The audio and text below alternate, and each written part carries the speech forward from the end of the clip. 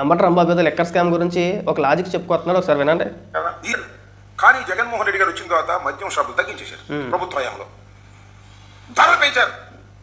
ధరలు పెంచి షాప్ కొట్టే విధంగా చేశాం. అవును, మద్యం వాడకాలు తగ్గాయి, కానీ ధర పెంచడం వల్ల ఆదాయం పెరిగింది. అబ్బో, మద్యం వాడకాలు తగ్గిస్తే లంచాలు ఇస్తారా, పెంచితే లంచాలు ఇస్తారా చెప్పండి, నాకు అర్థం కదా. మరి ఆదాయం ఎలా పెంచేశారు మీరు? రేట్లు పెంచేసా?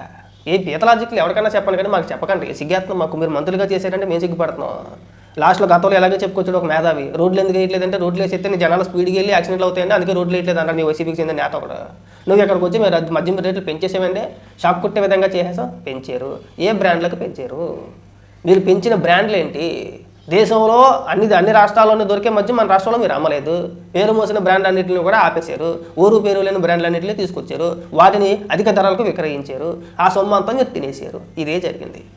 అందులోనూ ప్రభుత్వ మద్యం దుకాణాలు, ప్రభుత్వమే మద్యం అమ్ముతూ ఆ దుకాణాల్లో డిజిటల్ పేమెంట్లు ఎందుకు పెట్టలేదు? డిజిటల్ పేమెంట్ ఎందుకు పెట్టలేదో ఒక్కదానికి సమాధానం చెప్పండి, ఇంకేమీ వద్దు. మేమేం అడగట్లా, జనాలందరికీ తెలుసు. మీరు క్యాష్ అయ్యి ఎందుకు తీసుకున్నారు, దాని ఒక్కదానికి సమాధానం చెప్పండి. మీరు అమ్మిన బ్రాండ్లు ఏంటి, మీరు పెంచిన రేట్లు ఎంత, డిజిటల్ పేమెంట్లు ఎందుకు పెట్టలేదు? ఈ మూడింటికి సమాధానం చెప్తే సరిపోద్ది.